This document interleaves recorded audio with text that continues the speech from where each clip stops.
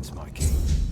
If you're seeing this message, it means Caradoc has fulfilled his task, and the wheel of destiny has begun to turn. I am Orin, your majesty's devoted servant, and the apprentice of your friend Merlin. Nothing would bring me greater joy than meeting you face to face.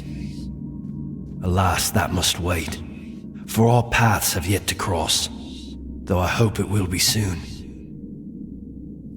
In the meantime, please treat my home as your own. Make yourself comfortable. Rest from your hardships, and seek the knowledge you require.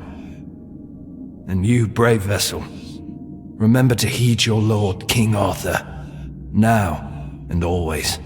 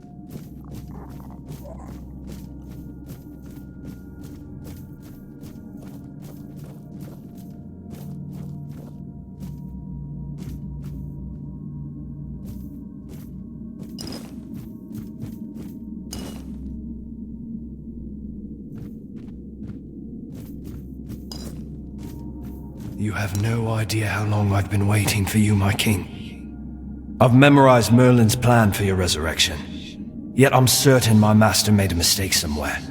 I just can't pinpoint quite where. The theory of revival itself, the technique for performing the ritual was flawless. After all, you always return to us. But I saw how much suffering each resurrection caused you. I wanted to find a way to bring you back to us as the person you truly wish to be.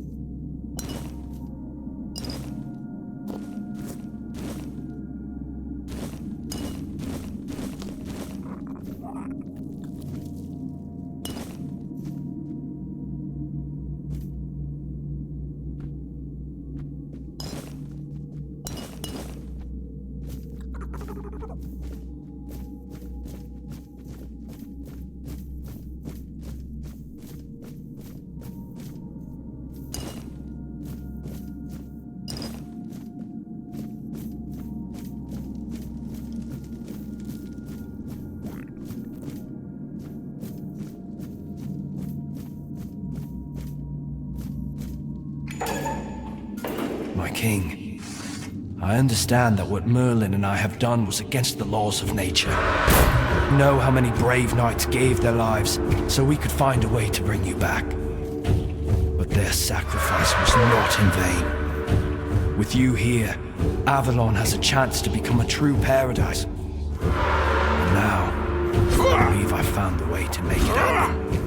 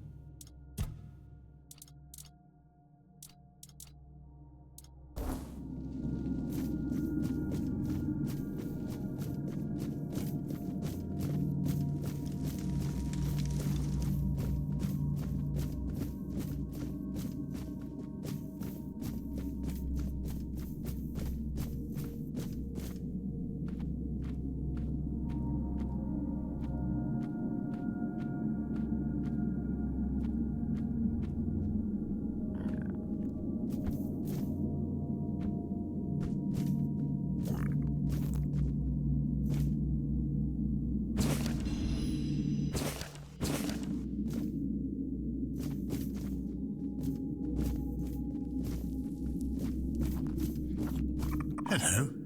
It's a beautiful day, don't you think? I don't know any Arthur. It's just me, Hob. I'm not really sure why I'm here. I only sat down because this chair looked very comfortable. But between you and me, it's not. I preferred the sand on the beach. It was much softer. That's possible. I exist. I often find myself in different places, not knowing how I got there. But most of the time, I'm happy. I enjoy this world and the people in it. Well, that's true. But even so, every day we get to live in peace is beautiful in its own way. If I were you, I'd take a moment to appreciate it. That's the big question, isn't it? If I had an answer, I'd tell you. But truth be told, I don't. It feels like the world has its own plans for me. And maybe for you too. One moment I'm by the sea or in a beautiful garden, and the next I'm here, chatting with you underground. Like I'm being nudged along by something bigger. Some curse, maybe. I've always wondered about that. Oh, just a thought. Maybe I crossed the wrong person or path a long time ago. And now I'm here, there, and everywhere in between. But you know what? It doesn't bother me. Every place I land has its own charm. I meet people, share a story or two, and move on. Maybe that's what I'm meant to do. Be a wanderer. Maybe it's not about me. Maybe it's about the people I meet, the places I see. If I'm part of some bigger story, I don't need to know the ending. I just need to enjoy the chapters. And you, my friend, what chapter are you on? Perhaps we're in the same one for a reason. Not much, I'm afraid. But all these books, I'd wager it belonged to some kind of scholar. Someone who spent their life chasing knowledge and ideas.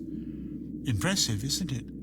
I might even try to read one before fate decides to whisk me off somewhere else.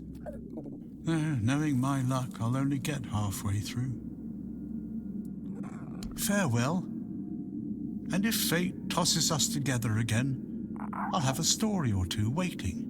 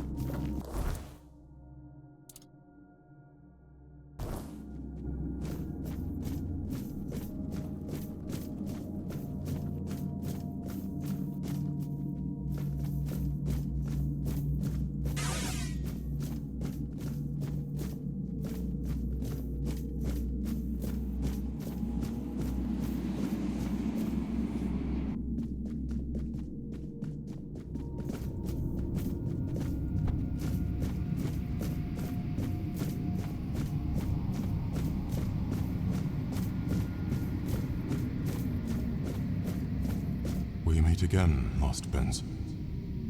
I was mistaken about our previous encounter. I erred in thinking I had unraveled what the Pale Lady had planned for the both of us. But I should have known better than to presume or anticipate the moves of someone as shrewd as her. I am tired, Prince. I am so terribly tired. I feel burned out. I can't weave anymore. I don't want to. Never imagined that such a moment could come. Oh, what a truly sorrowful thing. To accept that all things must finally fade.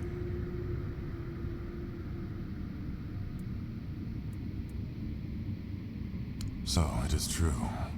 I suspected that gazing upon the homelands by the Pale Lady and her son could not occur without disruptions. The knot grew tight.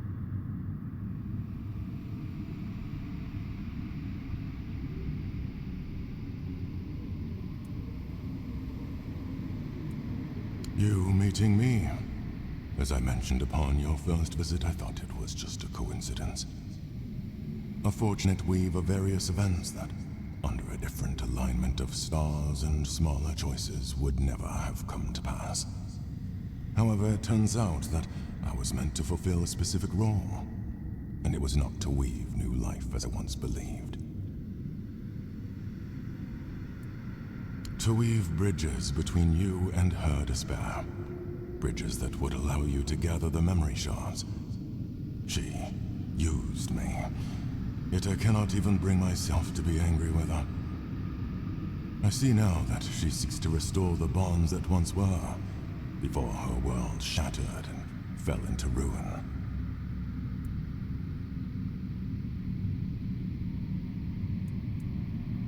The pain of a mother who has lost her child, it is difficult to comprehend, especially for us. For centuries, we never had to face loss, and then only by gazing upon you humans, we had to deal with the idea of death. To live in a world in which everything has to die, such a horrible and terrifying thing. Her desire was to bring her son back. I understand that, but can't really empathize with it. Understanding others has always been the strength of humankind. And anger? I'm not sure. For now, I just want peace. I don't want the weirdness. I don't want to weave. I don't want to feel. She hopes that by restoring her son's memory, she will finally bring him back. The Pale Lady wants to put you on a proper path. Yet she does not realize how daunting and impossible this challenge truly is. But those driven by despair rarely measure their actions with reason. Places like this one, or the one where we met before, were chosen by the Pale Lady for a reason. On their own, they're nothing more than aberrations twisted by the weirdness. To bridge your reality and ours, someone had to weave the passages. That someone was me. In both instances, I believed all my efforts were aimed at weaving a new Four-Dweller, for the first time in centuries. But the truth was far from that.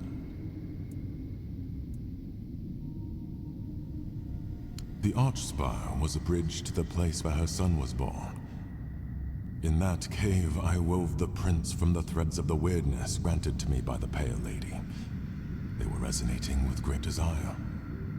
It seems the place we stand in now was marked as the place where I had to create the next passage. Since we lost the war against your kind, we retreated to Tuathan, severing ourselves from the rest of Avalon. All the while, the weirdness has continued to change.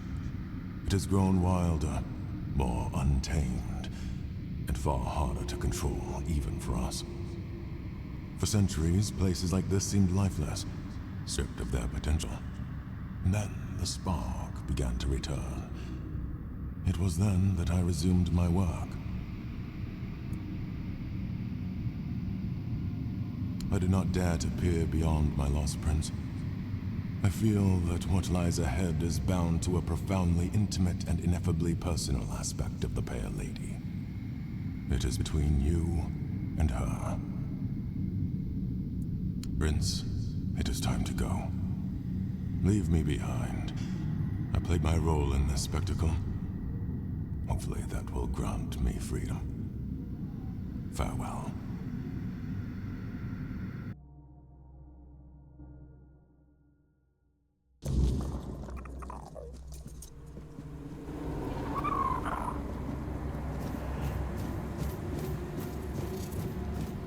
There's no greater joy than watching how a son, born of desire, grows.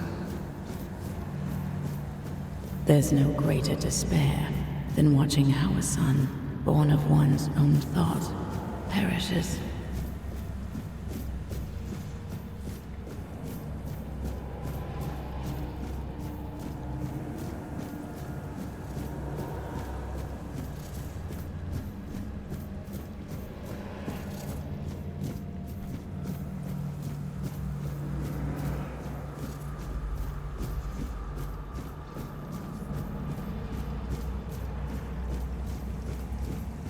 And now you stand here, hidden deep within, and even I cannot fathom what my heart feels. Still torn, for you are not wholly him, my son, my prince of Tuathan. Yet there is a flicker of joy within me, for you carry the soul of an Arthur, whose life was chosen for my son. This means the fragments of memory I gathered and kept safe may be saved. The heart, bleeding and plagued, a fragment of me, of my despair, accidentally brought into existence upon the homelands. My tears seeped into your soil, birthing a terror that became inseparably bound to your kind. The Spectre, the Red Death. Unintentionally, I could not have foreseen what such an entanglement of our realities would bring. I could not have known the depths of pain wrought by the loss of a beloved child. When it started to spread, I couldn't find a way to stop it. I am so terribly sorry. Arthur believed that abandoning the homelands would stop the plague. The Red Church committed truly horrific acts in their desperate attempt to halt the blight. Yet, no matter what you humans do, the plague will always return. It's like a curse cast upon your kind. And so, you will drown in my tears. I want my son back. You walk your own path, yet you will be faced with choices. I hope that, among them, you will find a way to bring my son back. However, I cannot impose my will upon you. It took me a long time to understand that not everything should be demanded by force. I believe so. And you are already working tirelessly toward this, whether you realize it or not. Since my son's fate became entwined with that of Arthur, the King of Mortals, it is necessary to reconstruct the soul of the ruler whose essence you carry within your heart. You will also need the fragments of my son's memory, the ones I so carefully concealed for you to find. Beyond that, the Weaver may possess something helpful. His life-giving spindle. It may prove invaluable when the final trial comes. If you manage to find him, take it. He is no longer bound by the places I created for him, where he could work in peace. I have a feeling he may have returned to his workshop, deep within the forlorn swords.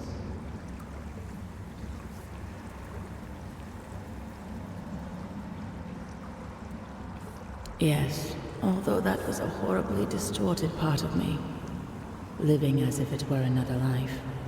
Now I feel more whole. The emptiness is sharper, the sorrow far more profound. Ah, yes. Bound to Arthur through kinship. They were close enough that some of my despair reached her as well. A different kind, however. She was able to find and gaze into it. I pity her. The fate that befell her is truly dreadful. It is a tale about the prince of the Four Dwellers, who unexpectedly became the king of humankind. Arthur. We are connected. In the homelands, he heard my call from beyond the mist. It guided him to Avalon. I met him during his journey. I gifted him with the sword, the specter of which you now carry within yourself. He is someone very dear to me, someone I lost decades ago, whose soul found a new body in your lands.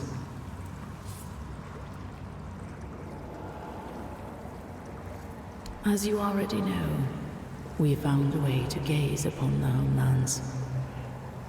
My son was fascinated by humans, fascinated by your impermanence and fragility. When one has to deal with entropy and decay, everything suddenly gains far greater significance, doesn't it? He must have desired to live the life of a human. Perhaps it is one of the most powerful manifestations ever achieved by a Four Dweller. Oh, the Weaver. I remember the spark of joy that lit up his pale face when he saw what emerged from the threads of weirdness I gifted him. A living being, brimming with such boundless potential, so vibrant with life. He always had a fondness for my child. He called him the Prince. In the homelands, I saw a powerful thing that we Four Dwellers lacked. It was love, one of many emotions I had to learn. We lived in a world where everything was potent and possible. It made us live a life where we were drowning in decadence. I longed for something more. Our emotional structure was much less complicated than yours. You were quite an inspiration. Yes, I am fully aware that my will to bring Arthur to the shores of Avalon brought war and ruin upon my own kin. What would you have me say? There are no proper words for this. I will simply fall silent. Draw your own conclusions. One aspect of the potential of the weirdness is that it can serve as a tool. For that, I needed a craftsman. Someone who could sense even the thinnest threads of that potential as part of a greater whole. Every Four Dweller could manipulate the weirdness to some degree. But not all did so with the finesse of the Weaver. He could harness that potential for something far, far greater, like weaving a new life, for example. My skills lay elsewhere. Among them was the ability to peer beyond the horizon of our civilization, to see a different world, a world without the weirdness, a world filled with meaning and purpose, constructed through intricate connections, a single living organism, yet full of individuality at the same time. I feel that sometimes you do not realize just how extraordinary your land truly was. Are you sure? If you have anything to ask, ask now. This may be our last meeting before the end of things. I am listening. Are you sure? This may be our last. So, it is done. I am glad my heart could host you. I hope you will succeed in reaching the goal you pursue. You leave this place with another shard. Use the memory of my son wisely. Ah, one more thing. That perfect obedience will no longer be your burden. It was never my will, but rather a flawed interpretation by humans, consumed with the madness of the dying. Farewell.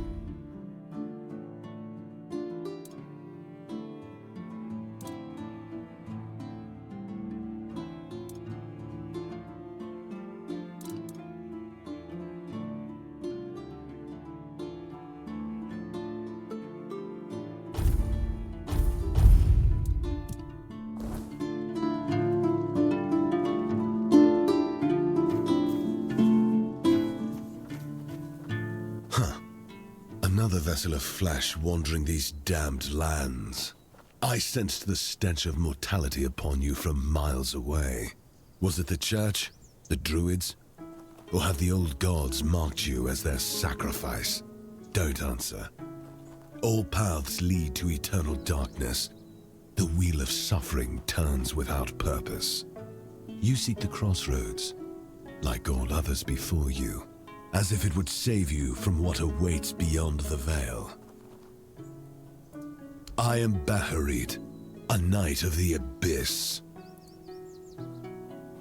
It's where the weak gather, desperately clinging to the illusion of hope, to their prisons of flesh. It does offer temporary shelter, one final respite before the eternal night. Your soul is marked by corruption. I can see the void growing within you. If you seek liberation from the chains of flesh, I can open the gateway. Your life has been nothing but a cosmic joke, but your death could become a sacrament. Just say the word. Yes, the void claims us all eventually. Excellent. Let blood be the key that opens the gate to oblivion.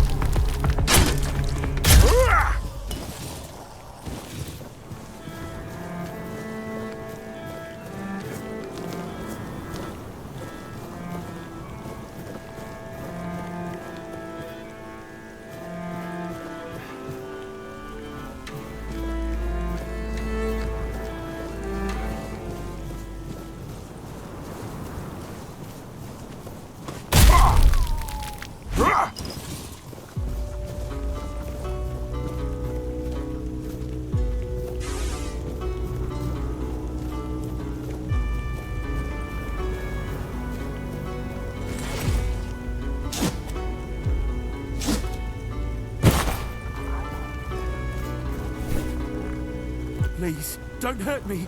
I don't want to die. Yes, it's me. But look at me. I can't go back. It's the Red Death. I had to run to keep the others safe. My poor, sweet Beatrice. I'll never know if she gave me a son or a daughter. But I'd never risk going back to Camelot. I'll hide out here, somewhere in this abandoned village. No one will ever find me, I swear.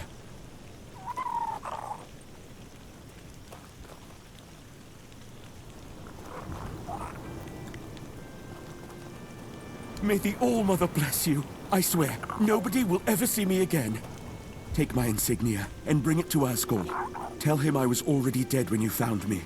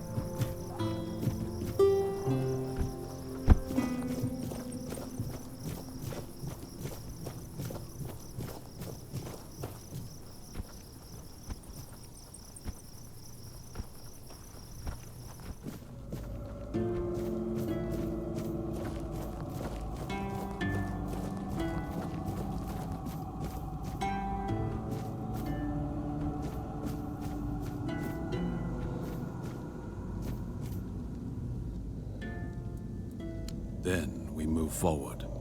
A crow in a uniform is still a crow. No doubt he greased the right palms, whispered the right threats. You cut that short. But we're not done.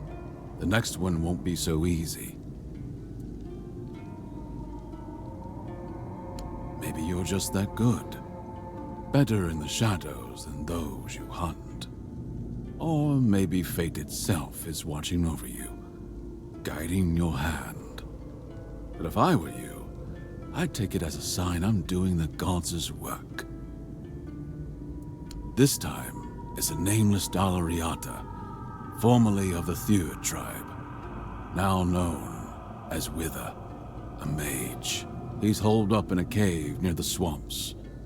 no doubt twisting the weirdness to his advantage. The children aren't just killers, they're opportunists.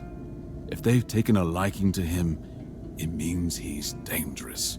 And if we don't stop him, he'll be worse. Be careful. Steel alone won't save you against magic.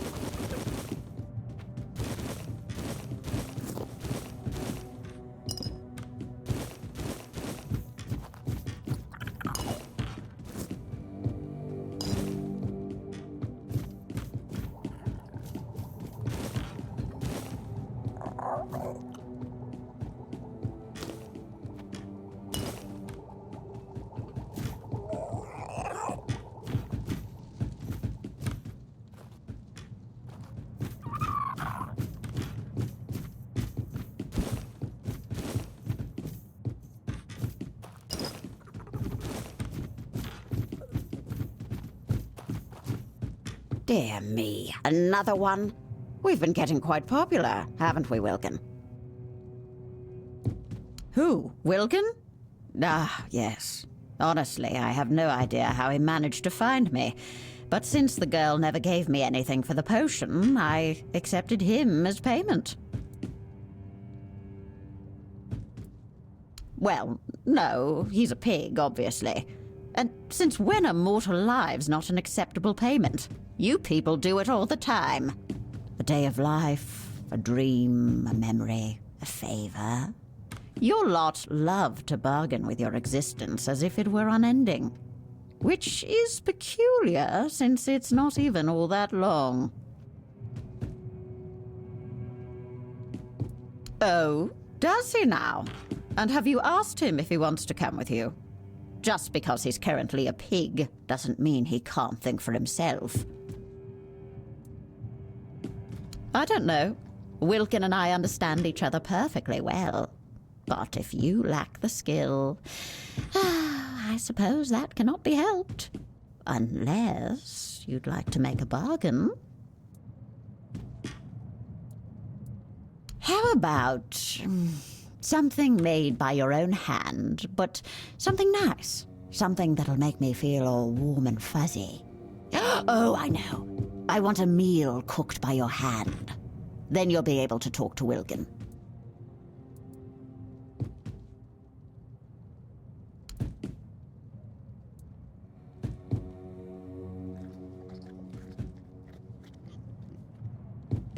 Oh, that's so lovely. It looks so, odd. And you humans eat that, really? I'll think where to put it, so I can admire it for a bit. Go on, talk to the pig. I'll wait here. But don't wander off too far. Who knows if I'll still be here when you get back.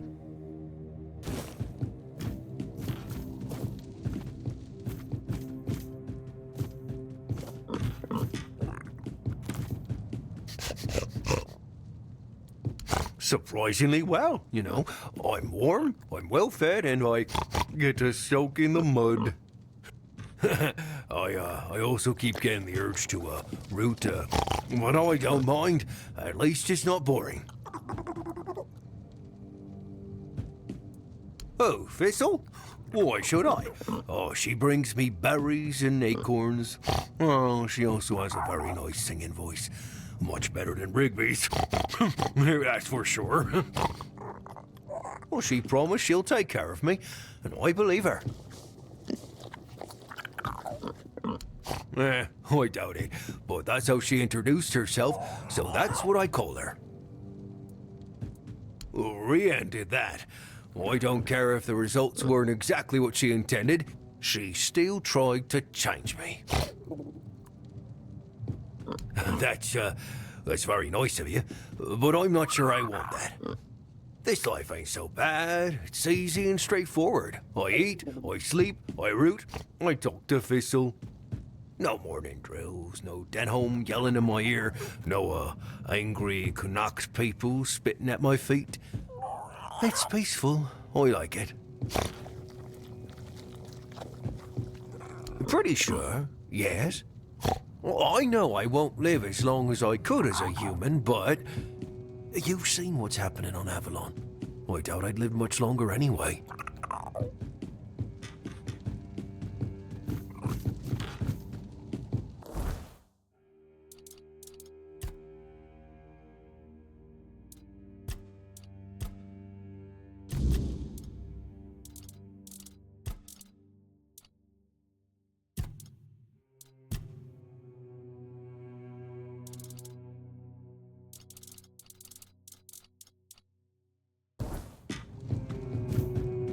So, have the two of you had a nice chat?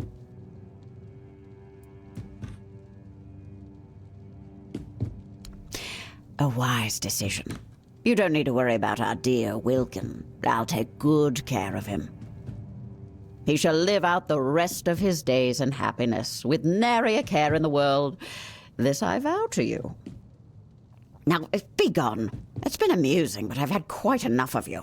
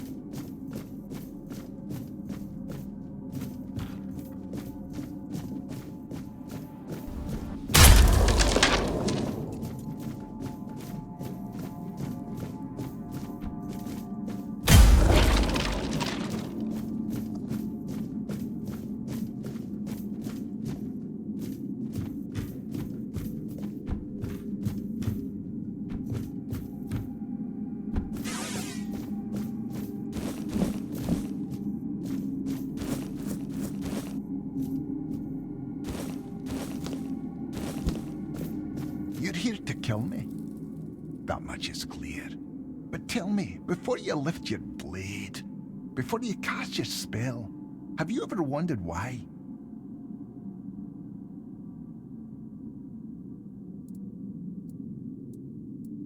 That, now that's interesting.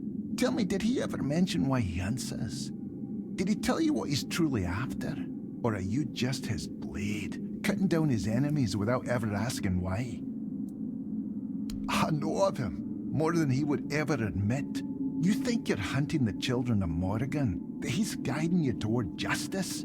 No, Vidar is more entangled with the children than you can possibly imagine. Tell me, have you ever wondered how he knows so much? Have you ever wondered why there's always another name, another place, another crow for you to cut down? Do you really believe he's only ever been the hunter? I don't need to lie. The truth is far more entertaining. Vidar tells you what you need to hear. He points you at targets, feeds you his war. But has he ever told you what started it? Or is it that story he keeps just out of reach? Maybe he fed you lies, just like the ones he hates so much. Maybe when this is over, you should ask him if you live long enough to care.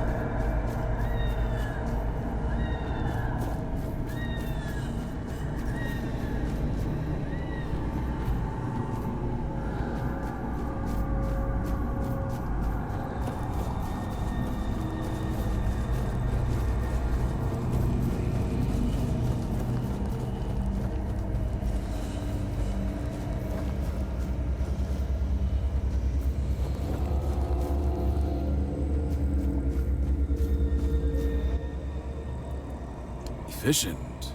I respect that. Wither thought himself untouchable, twisting minds to suit his needs.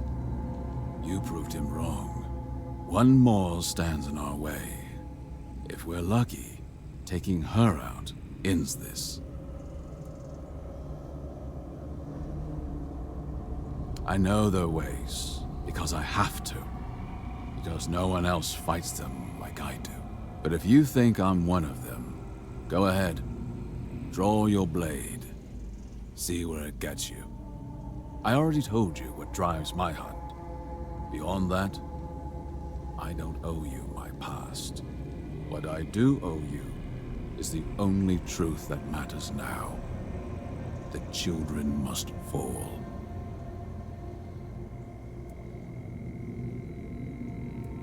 Glad to hear it. You've seen firsthand what they're capable of, how far their reach extends. The people of Avalon deserve the chance to shape their own fate. No hidden masters, no shadows pulling the strings.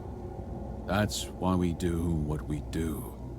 And you, my friend, are damn good at it. Women make the best predators and deceivers.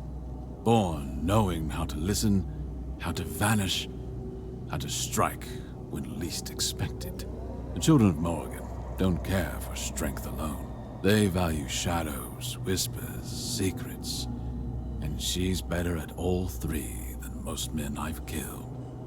Underestimate her, and you won't live to regret it. She's a Pict, hiding in a cave in forlorn swords, far enough to be forgotten, close enough to still pull strings. Not just a fighter, but a master manipulator. No need for a blade when words can turn others into weapons. And when persuasion fails, something worse takes its place. Summons, creatures bound to her will, ready to tear apart anyone in the way. Be extra careful. Magic isn't the only danger. Doubt is too.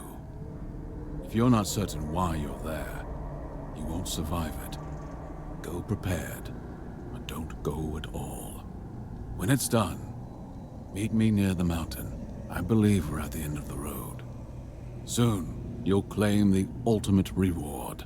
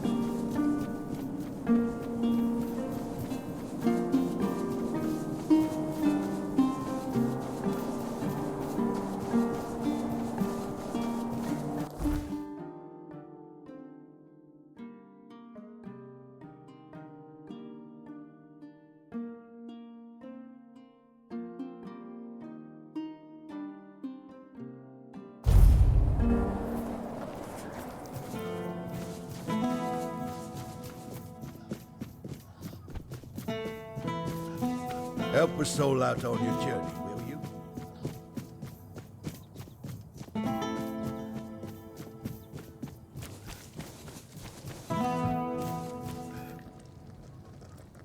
Good. Keep it up. You do? What happened to him?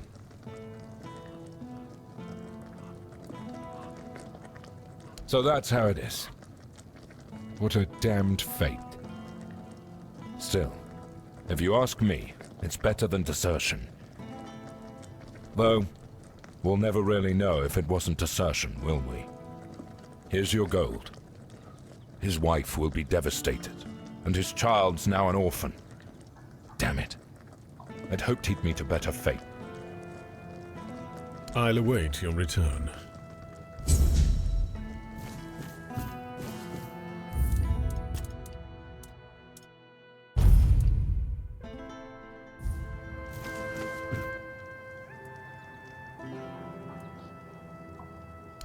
Weird lanterns, you say? Of course, that sounds like Fabius. Always scheming. Always so subtle in his little power plays. It's obvious what he's really doing. Going behind my back to curry favor with the locals. He doesn't care about their crops or their lives. He just wants to be the hero of Cuanacht.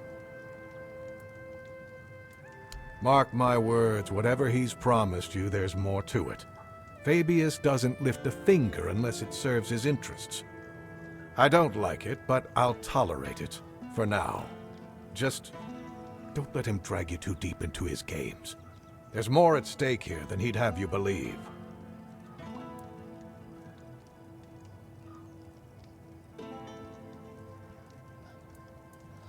What isn't he hiding?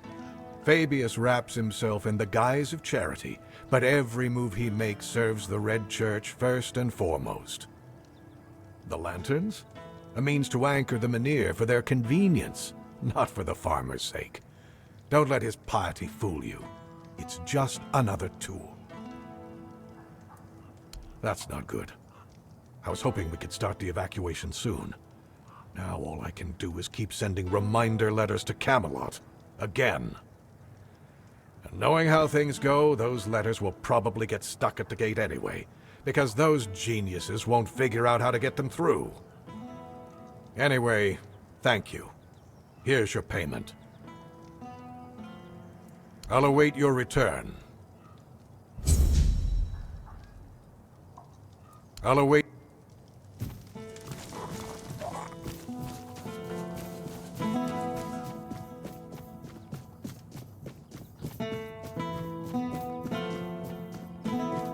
Spare a coin for the hungry.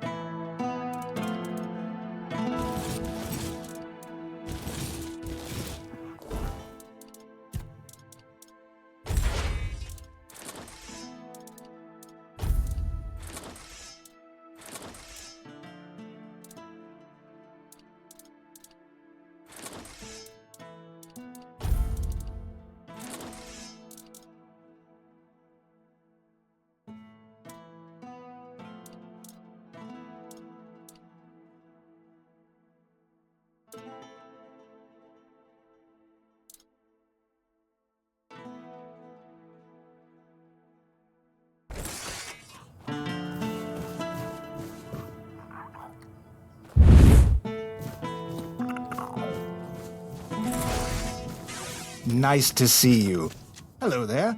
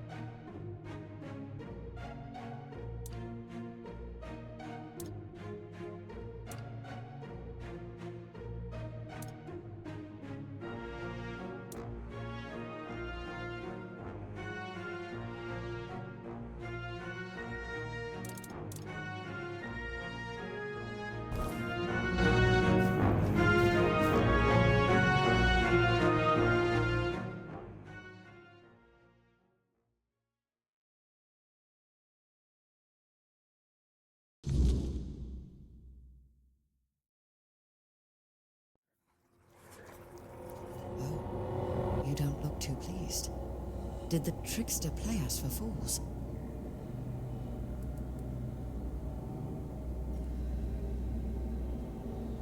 No. I may be old, but not that old. But I was once involved with a man who did.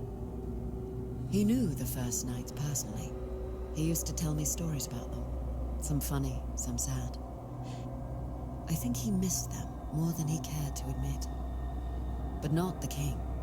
When it came to Arthur, he had nothing but contempt. And sometimes, that contempt bled into everything else. Oh, so you've met him. Oh, of course you have. I should have guessed. You brought back his majesty, and he is the center of Caradoc's very existence. Ugh, he's such a miserable sod. I'm sure he knows I'm around, but I'd kill for him to just come and say hello. He's a bitter man, and that bitterness darkened every bit of joy I tried to share with him. We were brought together by a special kind of loneliness. But while I see my life as an opportunity, he sees his as a curse. And he may not be wrong. Our circumstances are very different. Still, I wish I could have made him happy, even if only for a little while. I couldn't, and it was hurting us both too much to keep trying. Well, you've seen it for yourself. He wasn't your average knight. He was always praised for his cunning and his devotion, both to his fellow knights and to the realm.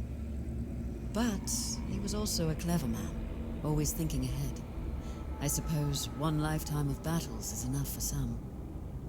If he wishes to be left in peace, who are we to deny him? The road is long, but the next tomb awaits.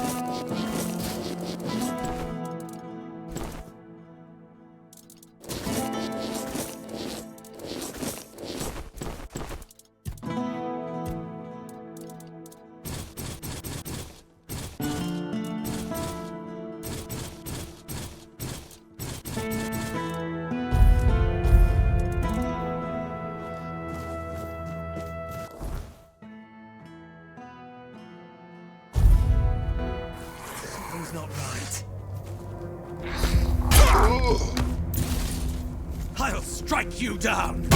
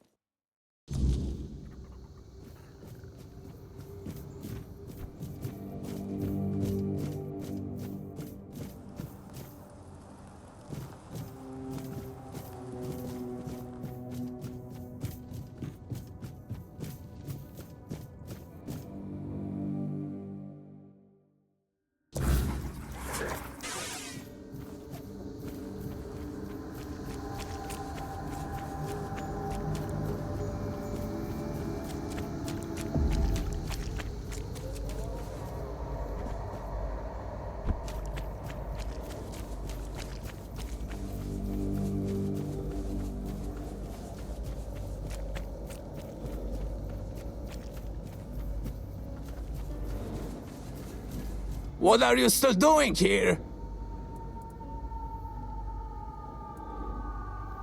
The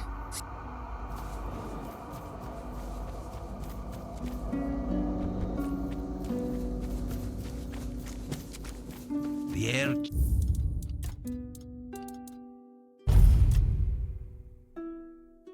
the moment you arrived. How can I help? I assume he fell victim to his own pride and tried to make himself immortal. Typical. That man had no sense of self-preservation. He thought life was driving him, but to me, it always seemed like he was racing towards death. I'm glad the matter has been handled. I'll even give you something extra for your trouble. And what about his research? The Forebloom. That's incredible. I'd heard the legends, but this journal shows there's truth in them. And Calum, for all his madness, might have been right. If we could find the Forebloom, it could change everything.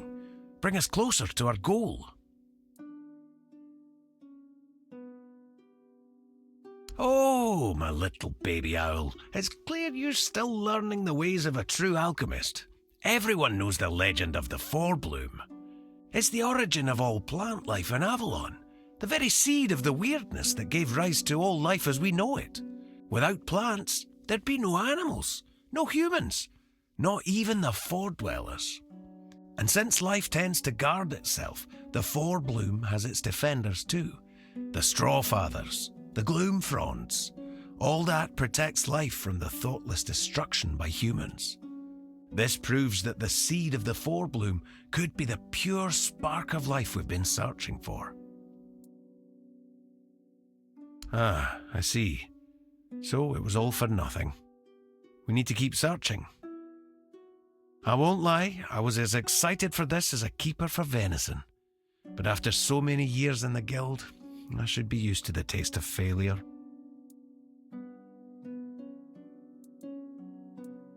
You're right. Tomorrow's another day. Each of us has our own research to pursue, and that's what counts. May Mother's strong arm embrace you.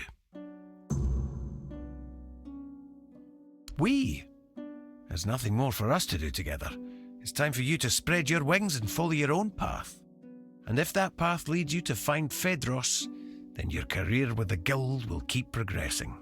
Last I heard, he'd taken quite an interest in the statue of the great beast near Cuanacht. Strange fascination, even by our standards. And yes, my little owl, you're off to find another mad alchemist. But really, what else did you expect from the Alchemists Guild? We're all a touch eccentric, aren't we? Don't worry about me. I'll focus on my own work.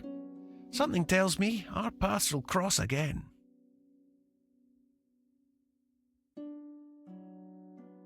May Mather's strong arm embrace you.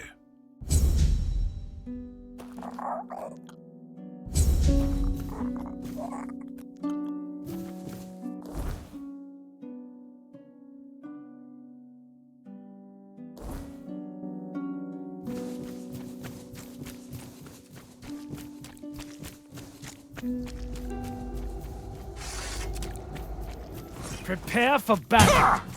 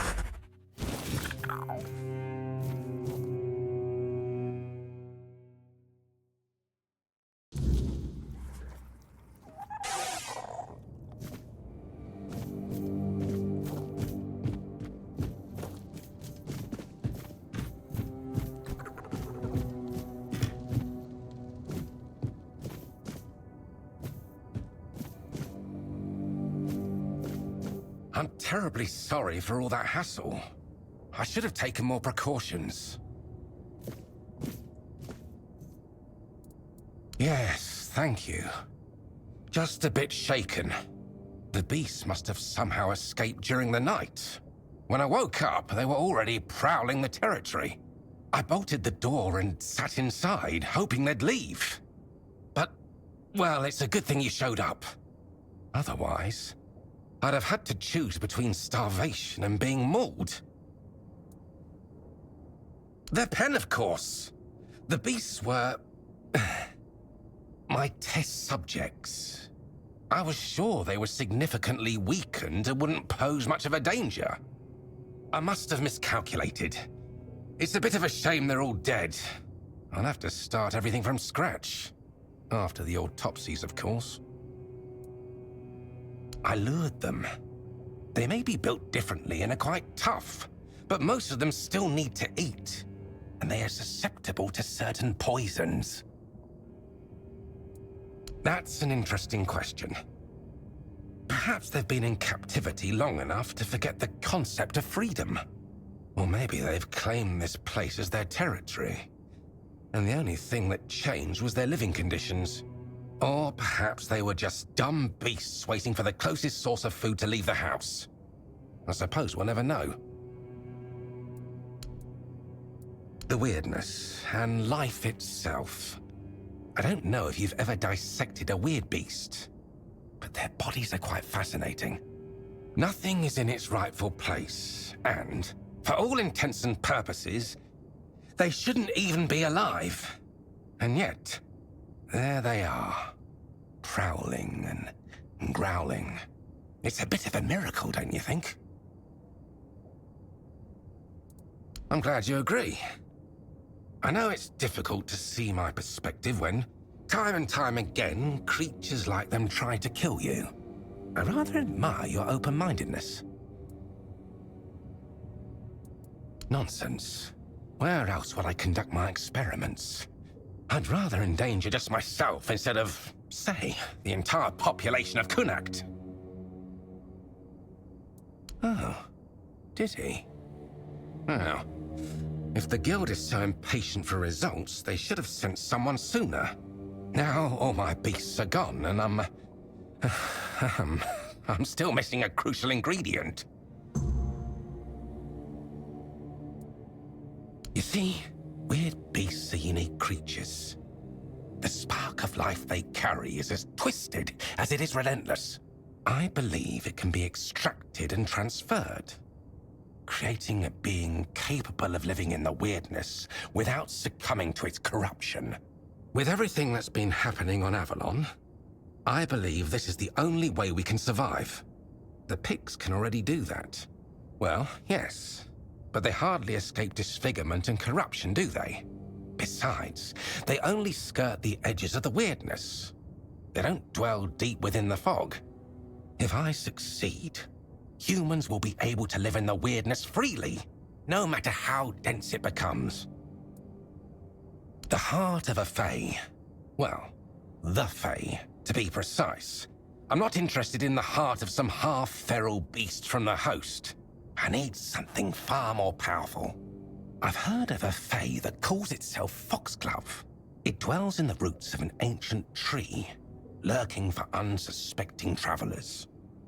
Supposedly, it's cunning and quite vicious. If you bring me its heart, you won't just be doing me a favor. You'll be aiding all of Avalon.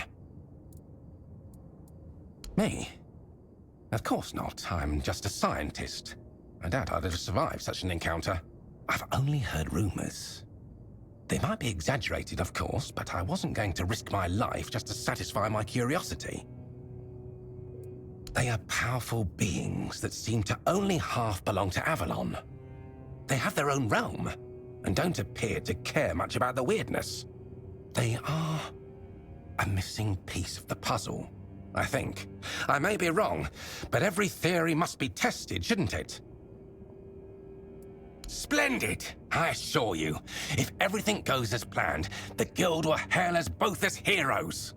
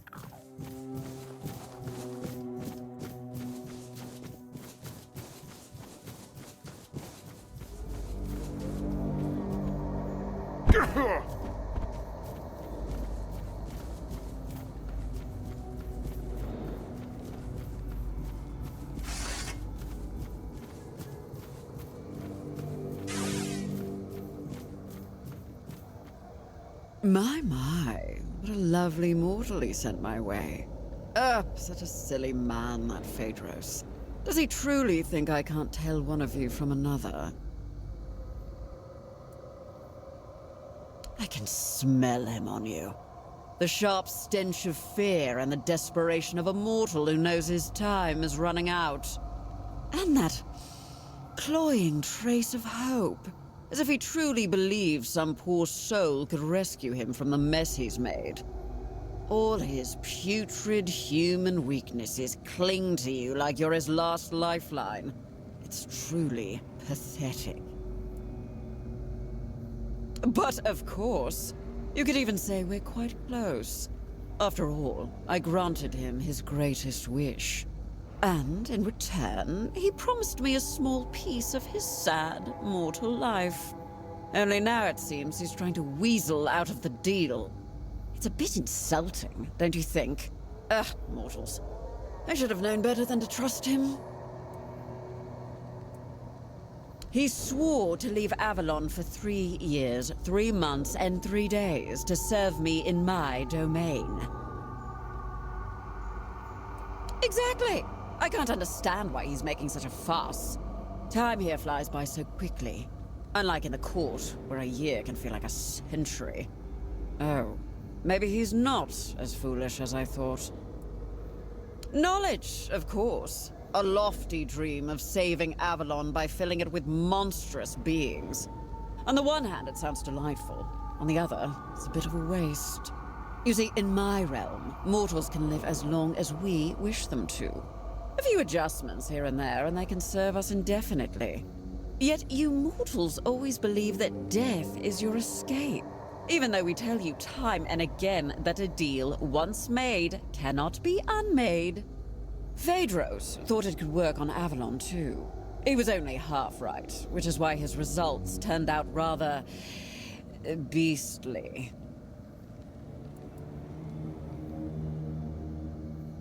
Well, you take a creature that shouldn't be alive, yet is, and you combine it with the human spark that has such a relentless drive for survival. The results are quite curious. Part beast, part human. Overall nothing that should ever grace this realm. Or any other, really. But he kept trying, that fool, and kept returning here, ranting that I tricked him and trying to break the deal. I gave him the knowledge he craved. Nothing more, nothing less. How he used it? That's not my responsibility, is it? They were misery given form, driven by instinct and rudimentary intelligence. So, who knows? Maybe they were just regular mortals after all. Oh, my poor sweet thing. That's just how mortals are. They use, they lie, and they'll do anything to save their own skin. Now, don't fret. I don't blame you for falling for Phaedros' little ruse. In fact, how about we make a deal? How about I give you a little something, and you take it straight to his hidey hole? Then he can bear the consequences for trying to fool us both. What do you say?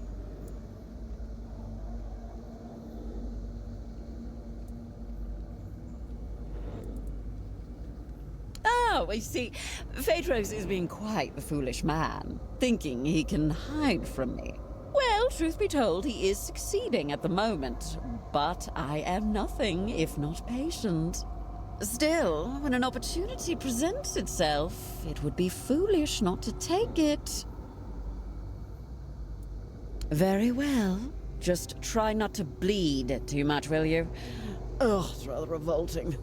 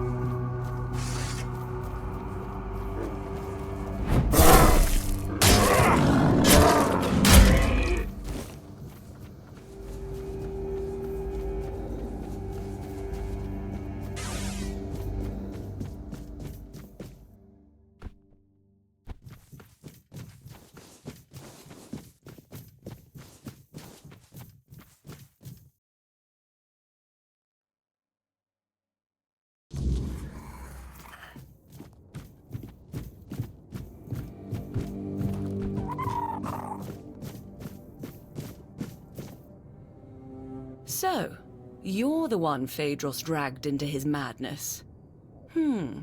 Apologies for the mess. I'm in the middle of cleaning up. I'm Alma, the alchemist. Pleased to meet you.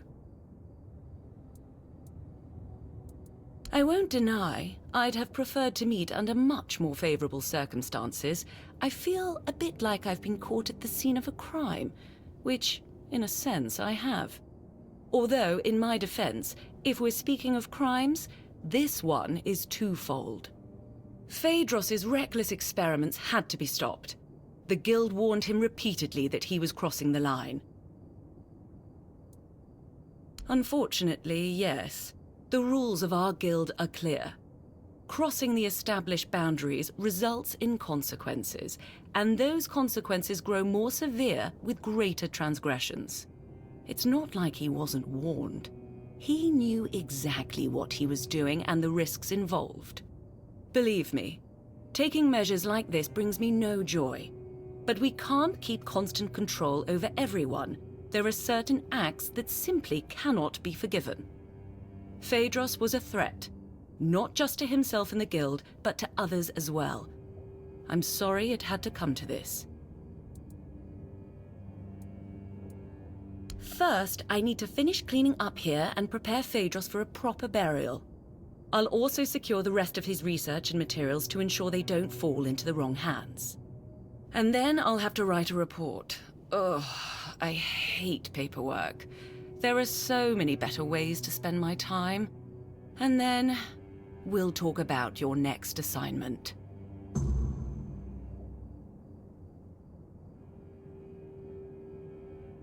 Now, that's better.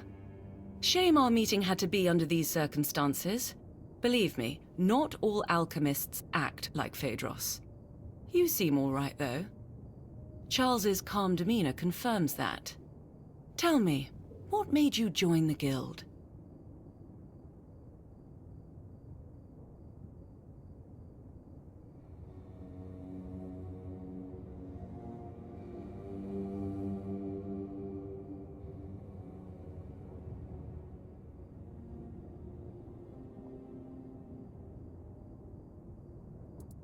A noble goal, right? I feel the same way.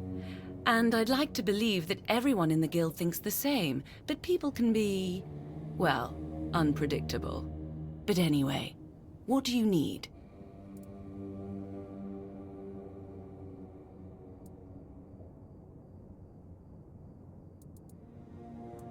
That's my role. Let's just say I'm a sort of guardian of alchemical ethics. But more seriously, I was assigned to this task.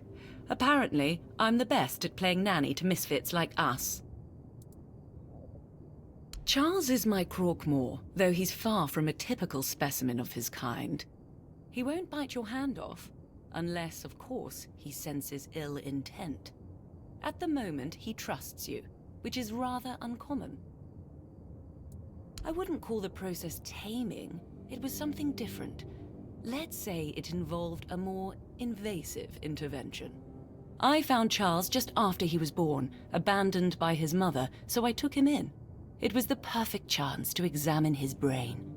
While working on his exposed skull, I had to disrupt the areas responsible for his sense of belonging and aggression. If this were a question, I would say it's a valid one. To be honest, I don't know the exact answer. I assume it all depends on perspective. If we accept that the brains of living beings are a kind of biological mechanism, then perhaps I managed to redirect the function of that mechanism so that it operates based on different needs and perceives its place in the world differently. Yes, that seems likely. It's hard to say. While we share a guild, not all of us keep in regular contact. Many members aren't as open about their affiliation as I am.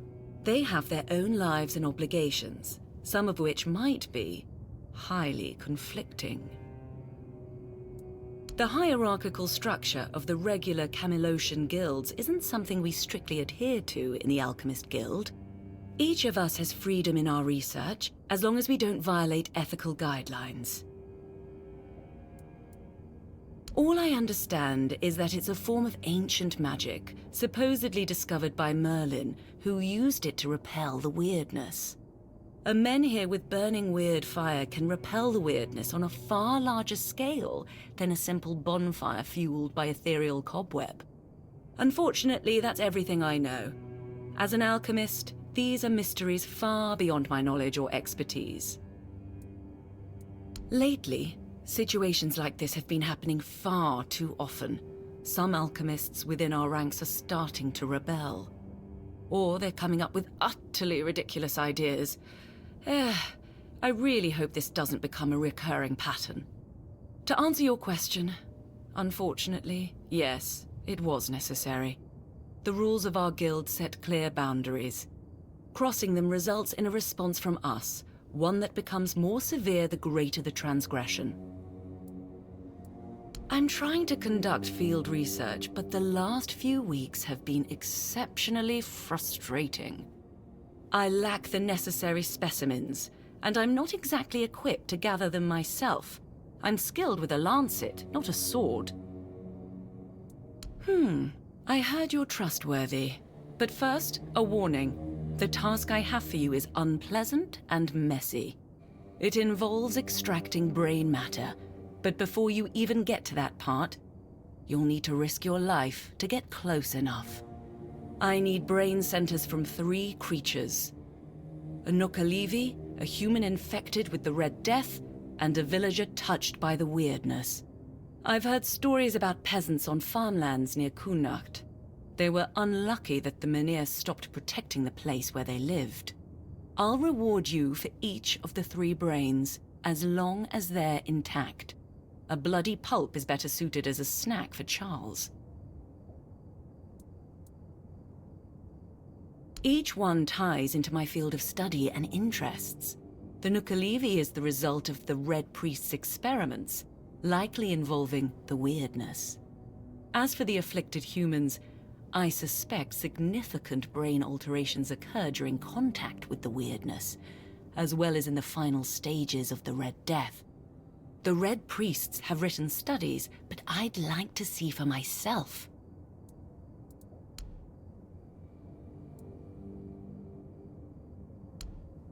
Until next time.